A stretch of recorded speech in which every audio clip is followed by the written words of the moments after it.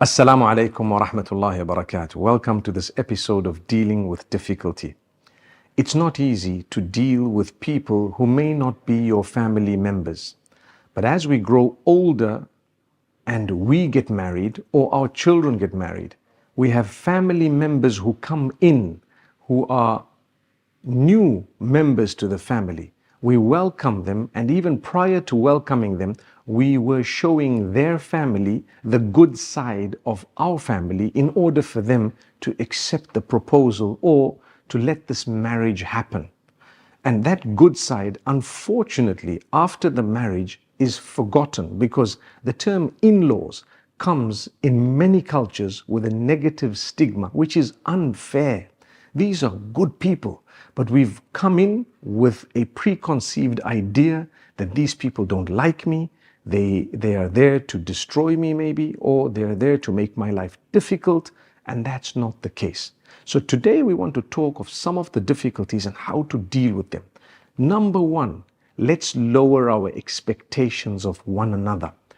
When there is something to be done, let's try and do it ourselves. Try not to change things too suddenly within the home just because a daughter-in-law came in or a little in-law came in, be it a son-in-law or whoever it may be. What we need to realize is welcome these people, welcome whoever they are, talk to them, understand that, this is the way it's going to be. Many people don't want to live with an extended family primarily because expectation is too high. That's the main reason that people don't want to live with extended family. I don't mind doing things, but it doesn't have to be at your timing and exactly your way of doing things. People were brought up differently. Just like your son was brought up differently, your daughter-in-law is also brought up slightly differently, and sometimes a little bit more, especially when cultures begin to change and we have a cross-cultural marriage. So to take this into consideration is very important. If we really love our children and we really would like goodness for them, then we should help them to the best of our abilities. The same applies to a daughter-in-law or a son-in-law.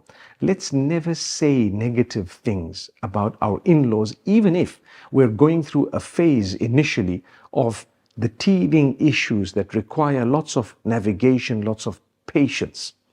Let's never say negative things, because when we speak to others and tell them negative things about our in-laws, what would happen? It would remain and it would become a rumor and it would become an idea in the hearts and minds of those whom we spoke to, and they may have spread it to a larger circle that these people are bad. And that would be a terrible seed to sow. When it grows something, it's going to be a cactus, a very difficult plant to navigate.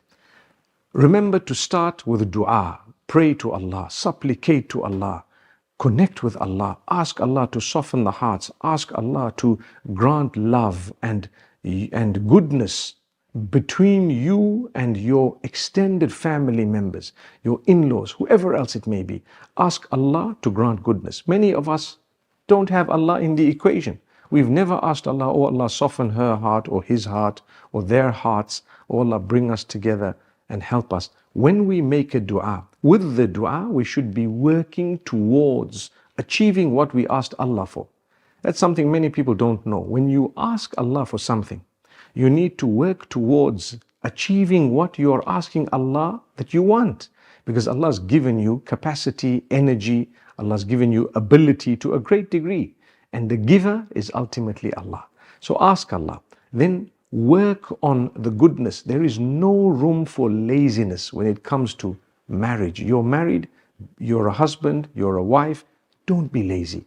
Get up, do whatever you have to, and inshallah, in this way, your sacrifice will be rewarded by goodness, people appreciating you in a much bigger way.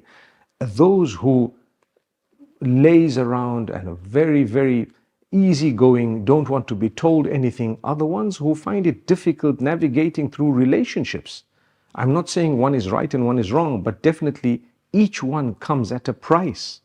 But if we're going to get up and we're going to do whatever we have to, fight the laziness, build a routine to the best of our abilities, then inshallah people begin to appreciate us. We see the light, we get into this beautiful routine. Some people say, I go to the gym every day for half an hour. MashaAllah, it's amazing. It's a beautiful habit. I would encourage it, inshallah, by the will of Allah subhanahu wa ta'ala. But that having been said, well, sometimes we sleep for the rest of the day. Then what happens? People start spreading